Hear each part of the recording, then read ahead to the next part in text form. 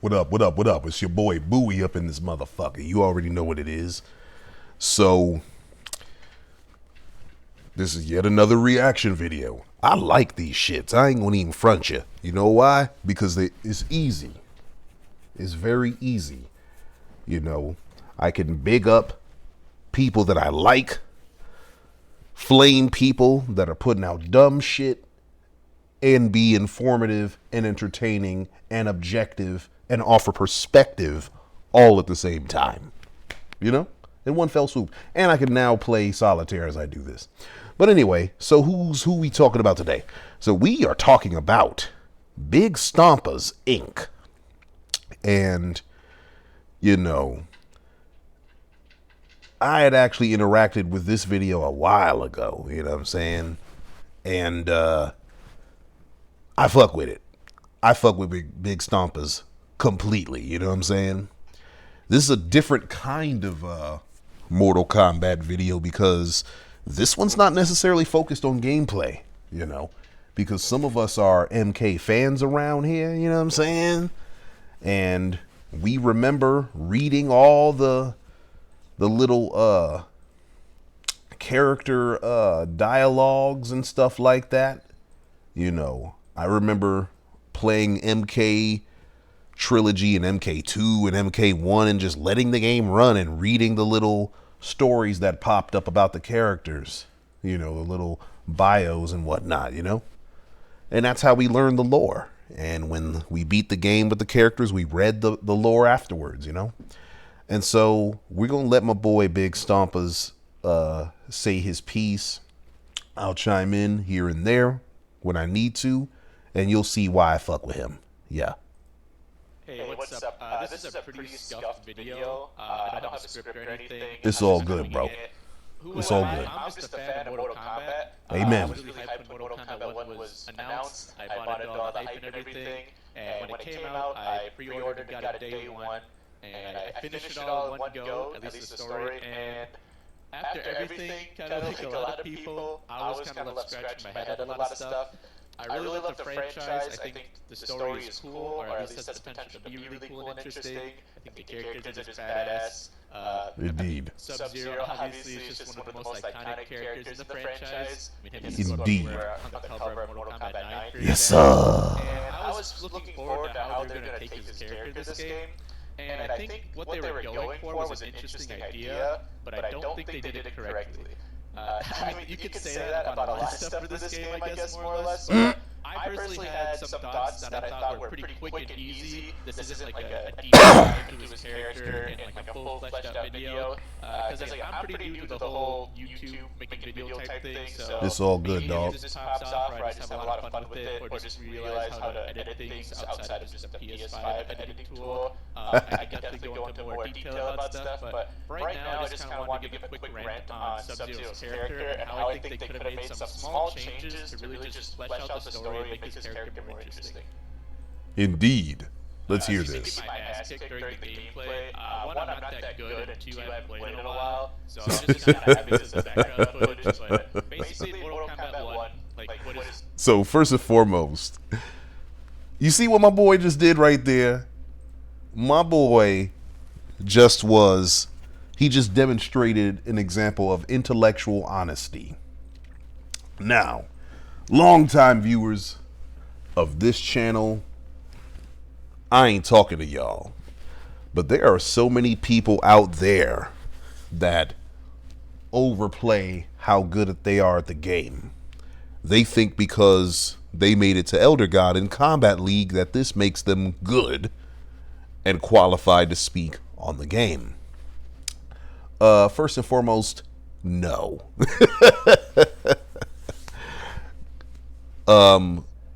Listen, making it to Elder God in Combat League is great. It's a good accomplishment. It's a great accomplishment. I'm not trying to downplay from that. However, that particular accomplishment is not purely based on skill. A lot of it is based on luck, because if you had to sit there and go through a bunch of ninja killers and go through combats and Sonic Foxes and rewinds and honeybees and DJTs and all that kind of stuff to get to Elder God, none of you motherfuckers would make it. So let's get that clear. You don't have to go through all them motherfuckers. You get to go through Master Blaster 69,000, right?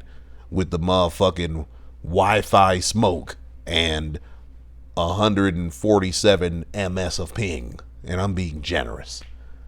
All right? Going through them motherfuckers is not the same thing as going through a tournament player to get to LGI. Anyway, I'm getting so sidetracked. Point is, I appreciate the fact that oh boy is able to say, hey, look, my gameplay's not the best.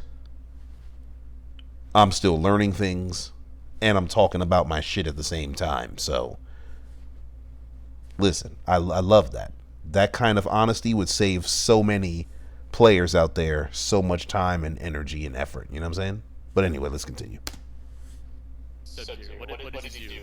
Well, he's more or less just an edgelord right now, and I think that's totally fine. I think he can do a lot of cool things with that type of character trait for him, and it can really make a lot of sense. The problem is... So, some of y'all may not know what that is. I damn sure didn't know what it was. You know what I'm saying?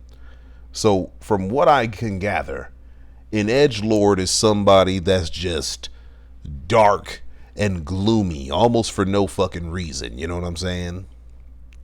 Almost like a souped up version of Eeyore from Winnie the Pooh. You know what I'm saying? I don't know if I just aged myself terribly because some of y'all might not remember no damn Winnie the Pooh, but I do. God damn it, I'm a 90s kid. You know what I'm saying? Not born in the 90s, but I came up in the 90s watching all that old shit. But Eeyore was just perpetually depressed and woe is me, that kind of thing.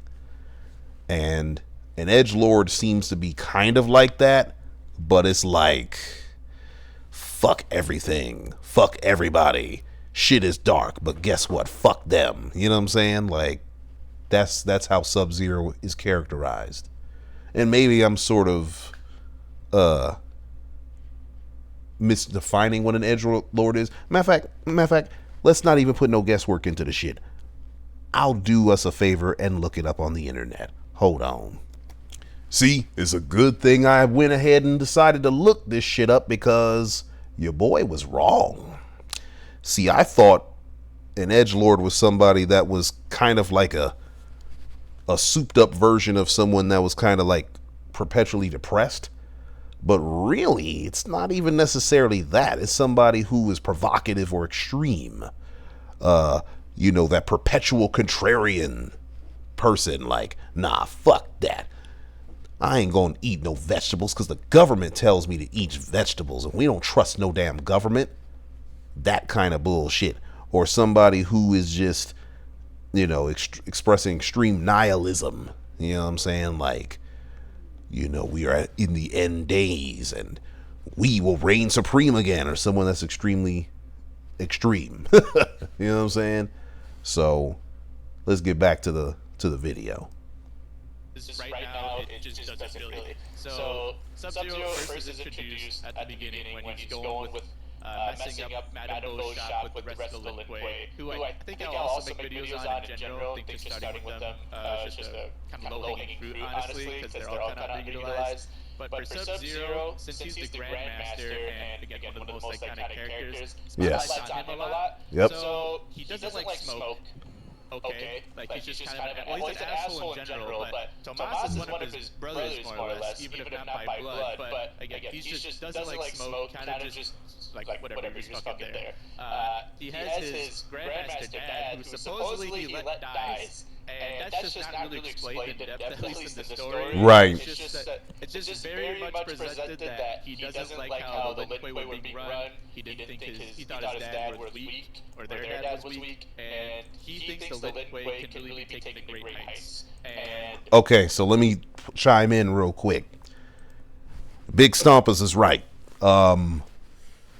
There was so much stuff that, not just even Sub-Zero, but Sub-Zero and characters like Tanya and Rain either directly implied or indirectly implied about their past, but we didn't see the shit.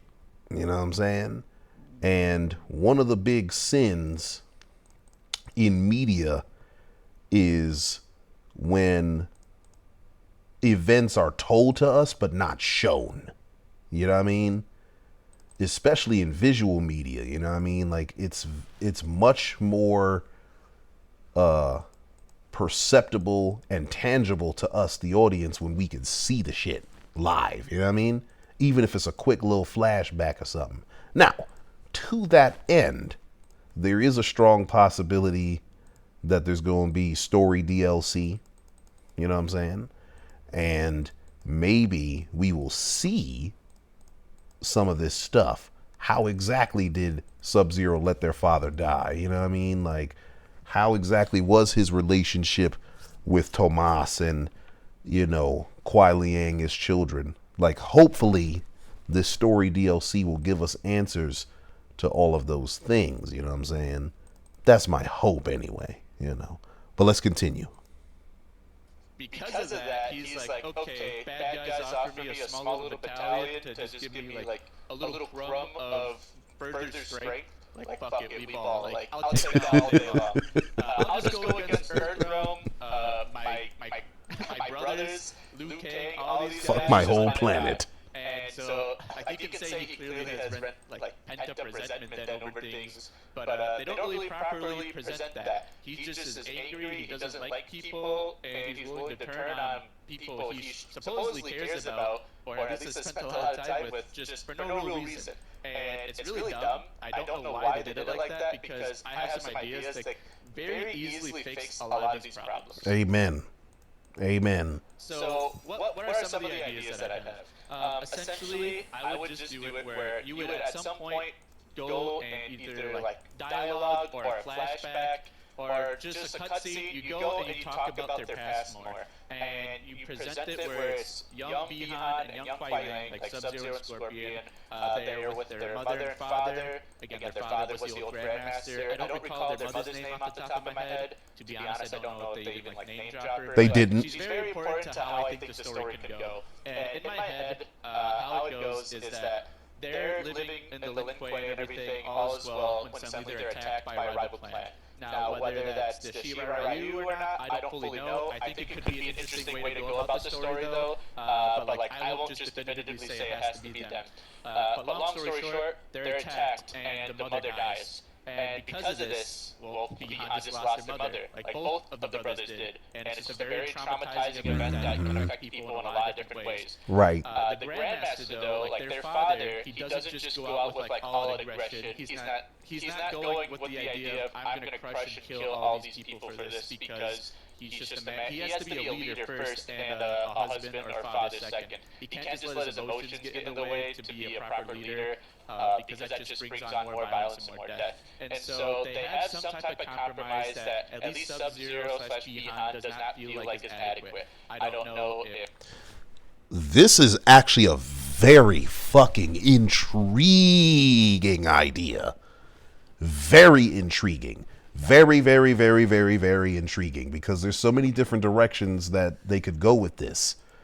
Because, for one, you could do it to where maybe their mother's a civilian and the rival clan fights with the Lin Kuei, and in that battle, Mama gets killed because she's a civilian, and she dies in Bi-Han's arms, a young Bi-Han's arms.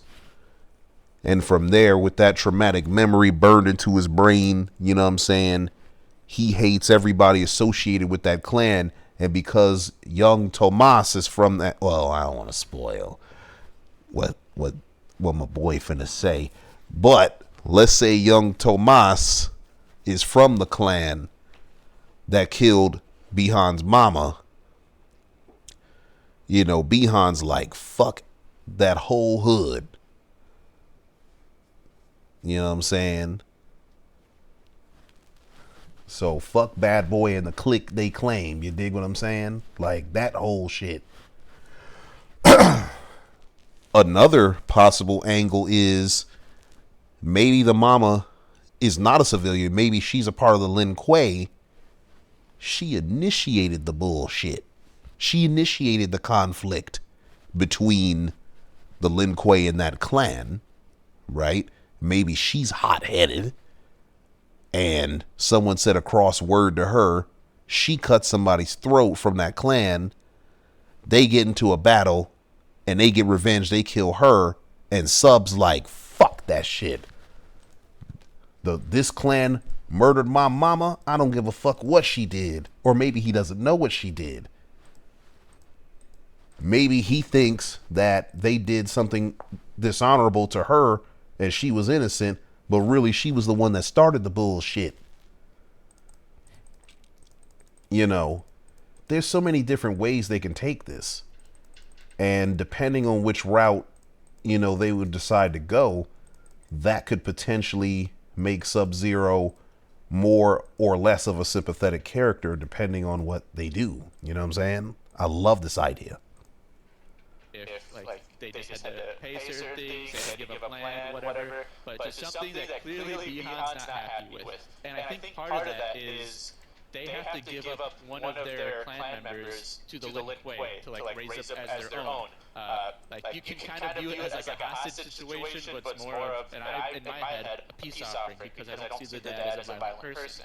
And so this really covers a lot of things because, one, the mom dies. They're missing the motherly, like nurturing factor growing up in their relationship. And therefore losing empathy. Bihan has a bit more of a reason to like be more cold-hearted to people, haha, hilarious, and just be more of the edgelord that he's presented as, because the mom is out of the picture. Now, why is Twilight not exactly like that? Well, they're just different people, and as I said, it affects people differently. So the mom's out, and he's upset. The dad is showing weakness, and he just views that as, like, the Shiraryu, whoever the clan is, as walking all over the Lin Kuei. He's pissed about that. Right.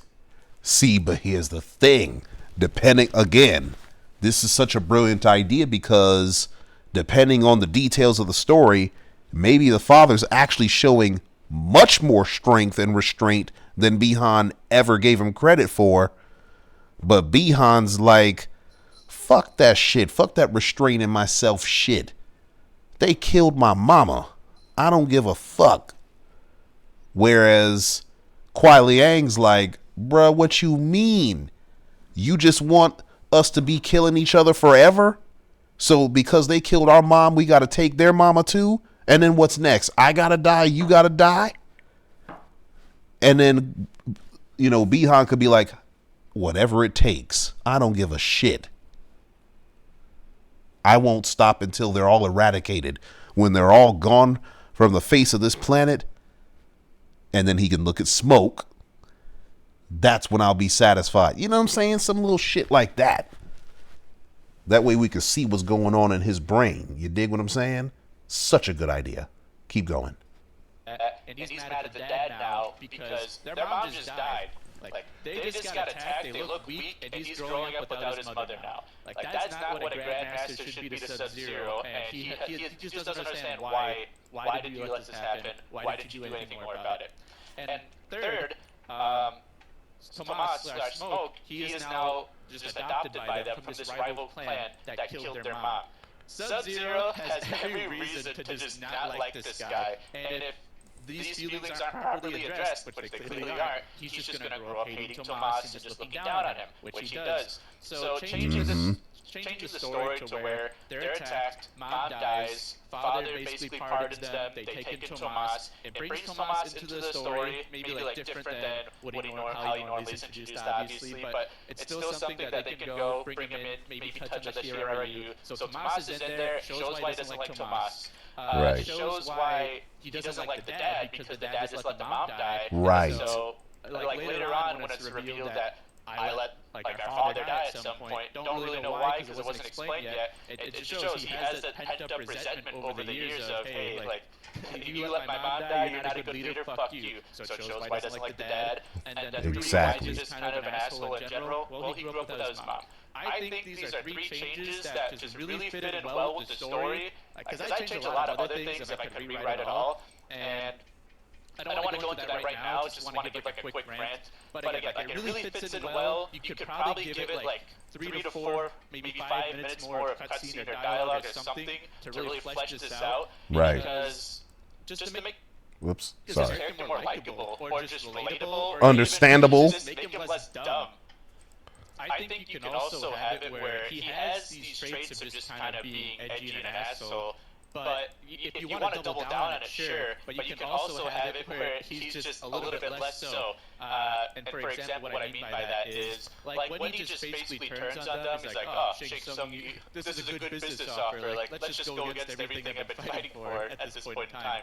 Yeah, that's kind of just out of nowhere, at least to me. It's really abrupt. But if you really Oh, one other thing, as I was thinking, and then he, because perhaps Sub-Zero could see Liu Kang as someone that's too similar to his father, and that would help explain why he would break off from Liu Kang and join up with Shang Tsung and Quan Chi. You know what I'm saying? Adding just a little bit more dialogue in there, maybe from Shang Tsung of, oh, your mother was allowed to die at your father's hands. Your father's teachings didn't save your mother. You know what I'm saying? And so adding that little insult in there would not only show Shang Tsung's power as a master manipulator and, show the levels of his sorcery, but also it would more easily demonstrate what would cause Sub-Zero to pivot in the direction that he pivoted so quickly. You dig what I'm saying? Very good. Let's continue. phrase his character and just try to make it so he is just very much not just bad, not just evil, but weakness in my family has, like weakness in my clan has let my family members die. It Right. makes us look weak. I can't. If we couldn't even protect our mother, how are we supposed to protect Earthrealm or anyone moving forward? And so That's a good point. he really has to be power hungry in that regard, and that's just his justification for everything he does. He wants that. He loves his brothers. Maybe he loves Lin Kuei. Maybe even loves his father still. But because of what's happened, he just cannot see as his duty as the future and now current Grandmaster. Like he can't let that get in the way. He needs to find something that lets him has the edge, that lets things be in his control, and to form the Lin Kuei and potentially this Earthrealm in his vision, where things are just orderly. Like people don't have their mothers taken away from them, basically. Or you could That's good. That's really good. really just have it where he's just an asshole, and if you want him to just be on like full Nah, bad fuck guy, that. Sure, like you can do that. You can even make him more edgy. But again, there's a reason for both of these things. Yeah, I mean, I prefer the first approach just because the thing about it is Bihan has always been painted as just categorically evil. You know what I'm saying?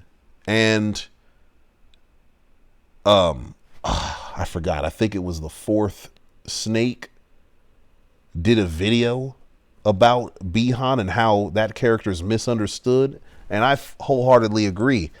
Even in the original timeline, Bihan wasn't never evil. He was just an ass. He was an asshole. He was a soulless killer, but he wasn't evil inherently. You dig what I'm saying? When he died and became Noob Saibot, he had to become evil. He became evil. You dig what I'm saying? And so we've had enough of that fucking characterization of Sub-Zero, Bihan bad. You know what I'm saying? It's much I don't know why I started a sentence with much. It's high time that we take Bihan in another direction. You know what I'm saying? Where we make him more like Magneto to, Charles Xavier being Kuai Liang. You know what I'm saying? Like, I think that would be much more relatable for him, because people already like Sub-Zero, but we would love him if he was evil for a reason, or he was a bad guy for a reason, a good reason. You dig what I'm saying? This takes a flat character and makes him three-dimensional. But let's continue. With the first part I was talking about, where he's just really devoted to the duty because he doesn't want anyone to experience that type of loss again.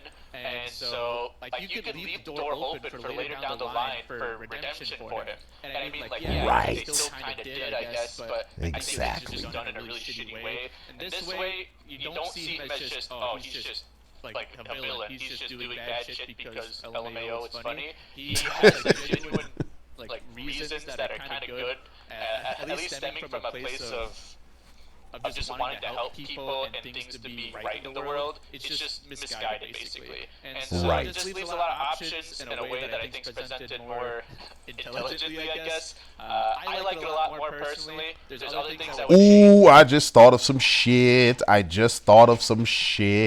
So, we know that Hanzo Hasashi got manipulated by Quan Chi based on his rage and his grieving of his lost wife and son. They could replicate that same shit with either Shang Tsung or Kung Lao, Jesus Christ. Shang Tsung or Quan Chi, and now Bi-Han. You know what I'm saying? Maybe Shang Tsung manipulates Bi-Han based on the grief of his mother to, go against Earth Realm and shit like that, and it leads to the death of Kuai Liang. You know what I'm saying? And then Kuai Liang comes back as, Hellfire Scorpion and shit like that. And this Hellfire Scorpion sort of is doing what Noob Saibot did. Or something thereabouts. You know what I'm saying? Or maybe he kills Smoke. And Smoke comes back as Noob Saibot. And Noob Saibot's the one doing evil and shit like that. And Scorpion's like, oh my God, what the hell? And, now Bi-Han's like, what the fuck? Why did I do this? I thought it would bring me closure and relief, but this is horrible. I've been led astray. I've been a fool. You know what I'm saying? Like, there's so much that could be, there's so much potential for him. You know what I'm saying? Simply by going down these paths. You know what I'm saying? Sort of like Cody Rhodes and WrestleMania, but we ain't gonna talk about all that. Obviously, but this is just something that they could have quickly fixed in the main story, or even addressed moving forward. Like, I would love if the DLC or the second there's time. This storyline, or just some explanation. There's time to finish this, yeah. They are who they are, Sub-Zero is who he is, would just go a long way to making people like him, because they don't even make the... They brought new characters like Darius, or, not new, but like old ones you haven't seen in a while. Oh my god, I just let my ass get beat because I wasn't paying attention. I'm bad, but I'm not this bad. But they bring back like Havoc, who was a sick model, and they just other people, Trevor as a cameo, but what do they really do with them? They don't do a lot to make you actually like the old characters that are coming back, and they're barely doing anything to make you like the like old existing characters that are just staples in the franchise, like Sub-Zero. And like people like me and have regularly followed along, they're like, oh, Sub-Zero, awesome. And like maybe you just don't care about the story that much, but Mortal Kombat doesn't just have to be like a, wow, it's a cool fighting game, looks really nice, has some cool cutscenes, cinematics, choreography, but like the story's just ass. Like, it doesn't have to be that. You can have your cake and eat it too. The story doesn't have to be dumb or suck like it consistently does. Like, generally in most NetherRealm games, there's some catastrophic event in the story that happens where, like, wow, MK11. That was really dumb. Why did they do that? Yes. Why did they take the story in that direction? Yes. I think like that just doesn't have to happen anymore. Amen. That was a little harsh, which I didn't mean to come off. Nah, fuck that. You was right. Cause look, the whole MKX story was a damn big lol. What the fuck, man? You brought these damn combat kids into the fold, but you kept their parents in the game, and then you didn't develop the children. And then Sub-Zero whooped all they ass. And then he had to come back and save them later. And them fools went from not being able to whoop Sub-Zero's ass to being able to take on 5 goddamn Revenants, one of which was the former champion of Earthrealm. You know what I'm saying? Like, shit was just all over the damn place. And then they tried to show, how Cassie went from not being able to control her team to earning the team's respect. But what did she do to actually earn their respect, though? What did she do? Did she sacrifice herself? Did she demonstrate leadership qualities? No, and fuck no. You know what I'm saying? And then suddenly she gets this glow out of nowhere. Well, not from nowhere, from her daddy. But still, she gets this unexplained glow that they didn't explain for Cage either all that well. She hulks up, beats Shinnok like a $2 hoe, only to be relegated to mediocrity in the MK11 story, which that story was also a clusterfuck, you know what I'm saying, because of Kronika's incompetence. Let me not go into all that shit. But the point is, my boy's right. Historically, the stories of MK games in the NRS era, they started off really well. MK9, we were all like, oh shit finna go down here. Shinnok coming back, blah, blah, blah, blah, blah. Sindel murked everybody. Oh shit, what the fuck? You know what I'm saying? We was wildin'. Then we get to MKX. Shit started off cool, and then it was like, wait a minute, what? What? Why? You know what I'm saying? Who are these motherfuckers? And who are these motherfuckers? Who's this motherfucker? Who's this other motherfucker? What? You bring in Kotal Khan, make him look cool, then he get his ass kicked later in the story. And then it happens again in the next game, and then in the fucking DLC story of MK11, the boy ends the game with his head chopped off by Shao Kahn. What the fuck? Like, come on, man. Don't make no sense, man. Don't make no sense. So, yeah, my boy Big Stompas is all the way correct. We can have a good-ass game and a great-ass story to go with a good-ass game. Now, I will say this. MK1 does take some really good steps in that direction. This is a much better story than both MKX and MK11 put together. Same thing goes for the gameplay, too, but people don't want to admit it right now because they too busy hating on the new shit and praising the old shit. But whatever. Point is, ideas like this can still be implemented with story DLC. So here's hoping that they do that, you know what I'm saying? But BigStompasInc, thank you for making this video. Shit was fire. I'm out this motherfucker. 1.